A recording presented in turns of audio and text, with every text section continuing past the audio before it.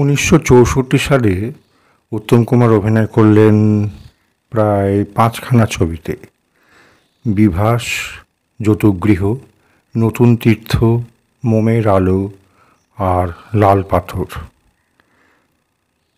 তিনি জানতেন যে তার এই ব্যস্ত জীবনে এই জনপ্রিয়তার মূলে শুধু তিনি একাই প্রধান নন, অনেকের অনেক রকম সাহায্য, মহানুভবতা, অনুপ্রেরণাই তাকে তার জনপ্রিয়তার সিংহদ্বারে পৌঁছে দিতে সাহায্য করেছে।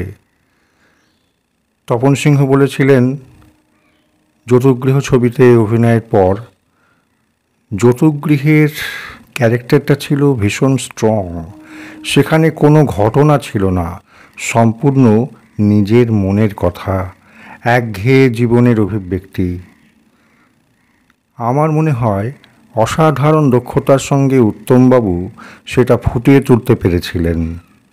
ছবিটা আমাদের এখানে কমার্শিয়ালি খুব বেশি চলেনি, কিন্তু আমার নিজের মনে হয়েছে ওর অভিনয় যে কোনো দেশের একজন বিশিষ্ট অভিনেতার অভিনয়ের সঙ্গে তুলনা করা চলে।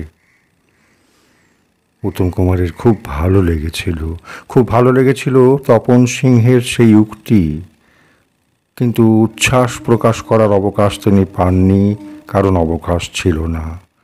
তার সমস্ত দেহমন তখন ছোটি সি মুলাকাত ছবিকে ঘিরে।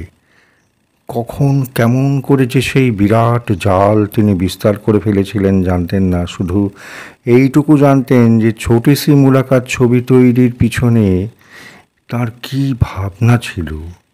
নিখুঁত, সুন্দর, নিটোল একখানা হিন্দি ছবি তিনি তৈরি করতে চেয়েছিলেন। নিছক ধরাবাঁধা ছকের বাইরে এসে একটা ভালো ছবি তৈরি করার কথা তখন তিনি ভাবছিলেন। প্রাথমিক কাজ প্রায় শেষ, শুটিং শুরু হবে। চরম ব্যস্ততার মধ্যে তলিয়ে গেলেন, তার মধ্যে আবার অন্য ছবির কাজও শেষ করতে হবে। কিন্তু না, পারলেন না। অনেকের আশা পূরণ করতে পারলেন না, অনেকের অনেক অফার তাকে একান্ত নিরুপায় হয়ে ছেড়ে দিতে হলো।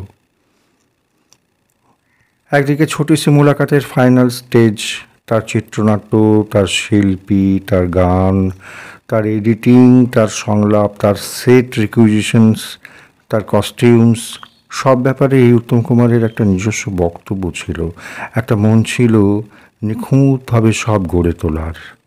তবুও থানা থেকে আসছি, রাজকন্যা, সূর্যতপা, এই ছবিগুলোকে তিনি তো হারিয়ে যেতে দিতে পারেননি। ফ্লোরে ঢুকলেই ছোটি সি মুলাকাতকে ঘিরে তাঁর সেই চিন্তাভাবনাগুলোকে সেই সব ছবির ফ্লোরের বাইরে রেখে আসতেন। যাই হোক, 1965 সালে মুক্তি পেল ছবিগুলো। তার ছোটি সি মুলাকাত তখন একটু একটু করে এগুচ্ছে। তিনি যেন আবার নিজেকে ভুলতে বসলেন। তার আমি থেকে যেন তিনি বিচ্ছিন্ন হয়ে পড়েছেন। তার বাড়ি, তার সংসার, মা, ভাই, ছেলে, স্ত্রী গৌরী, তার রক্তে মাংসে গড়া ভিতরকার মানুষটাকেও তিনি ভুলে যেতে বসেছেন। আসলে ছোটি সি মুলাকাত ছিল বাংলার সুপারহিট ছবি অগ্নি পরীক্ষার হিন্দি ভার্সান, মানে হিন্দিতে ছবিটা আলাদাভাবে তৈরি হচ্ছিল। কাহিনী আশাপূর্ণা দেবীর। উত্তম কুমার হয়তো সেই কারণে আরও আত্মবিশ্বাসী ছিলেন যে ছবিটা খুব ভালো হবে, কিন্তু না, জীবন দেবতা তাকে নিয়ে অন্য একটা খেলা খেললেন। এলো 1965 সালের সেই অভিশপ্ত সেপ্টেম্বর। তিনি যেন সহসা তাঁর চলার পথে এক ভয়ঙ্কর সর্বনাশের গহ্বর দেখতে পেলেন, যেখানে পতন অনিবার্য। সর্বনাশের অতল গহ্বরে তলিয়ে যাবার ঠিক আগে তিনি এতটুকুও বিচলিত হলেন না, এতটুকুও তাঁর স্নায়ু দুর্বল হলো না। সে হলো যুদ্ধ লেগে গেল। ওদিকে তার ছবির কাজ বন্ধ হয়ে গেল। একটা কাজ তার সমাপ্ত করতে, একটা সেট যেখানে সেটা তৈরি করে সমাপ্ত করতে প্রায় লক্ষাধিক টাকার প্রয়োজন, একটা নাচের সেট, অথচ সেই সেটের জন্যে যা খরচ তা সংগ্রহ করা তার পক্ষে যেন দুঃসাধ্য হয়ে দাঁড়ালো। তবুও সংগ্রহ করতেই হবে, তিনি দৃঢ়প্রতিজ্ঞ। তার তখন রীতিমতো উদ্ভ্রান্ত অবস্থা, স্নান খাওয়া ভুলে গেছেন। বাড়িতে সারা দিনের জন্য 1 মিনিটের জন্যও মন বসাতে পারছেন না। চারিদিকে যুদ্ধের দামামা বাজছে, সব কিছুর দাম তখন রীতিমতো চড়া। চিত্র নির্মাতারা রীতিমতো ভীত, সাহসে ভর করে কেউ ব্যবসায় টাকা খাটাতে চাইছেন না, লেনদেন প্রায় বন্ধ। তবুও তো সেই নাচের সেট ক্যান্সেল করা যায় না। ক্যান্সেল করলে রসাতলে চলে যাবে তার স্বপ্ন।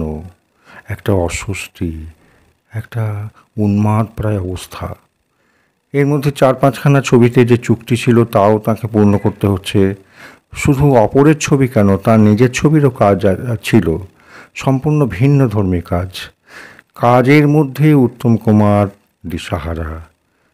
সেই সময় বেনু অর্থাৎ সুপ্রিয়া দেবীর সাহচর্য, তার সহযোগিতা, তাকে ঘিরে উত্তম কুমারের চিন্তা, জীবনে তার এক স্মরণীয় ঘটনা।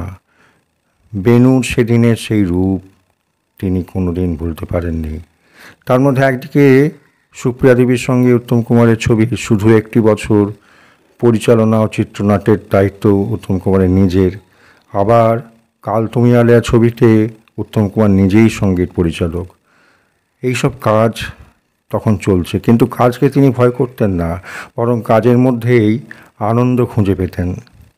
সেই একরাশ কাজের আনন্দে যতটা তিনি আত্মহারা, তেমনি সেই নাচের সেটের জন্যে তিনি ততটাই উন্মাদ হয়ে গেছেন। সেখানে টাকা পাচ্ছেন না, টাকা কোথায় পাবেন? সমস্ত দুশ্চিন্তা মাথায় নিয়ে তাকে তার পূর্ব চুক্তি অনুসারে কাজ করে যেতে হয়েছে। সেই সঙ্গে সেই হিন্দি ছবির সেটের শুটিং ডেট এগিয়ে আসছে। একরাশ দুশ্চিন্তা নিয়েই তিনি বম্বে গেলেন।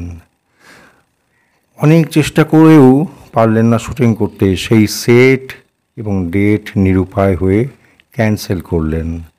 মনটা যেন সেই মুহূর্তে তাঁর ভেঙে দুমড়ে তালগোল পাকাতে চেয়েছিল, কিন্তু নিজেকে শক্ত করে শুধু আগের চুক্তিবদ্ধ ছবিগুলোতে অভিনয় করে চলেছেন। কিন্তু তার সারা মন জুড়ে তখন ছোটি সি মুলাকাত।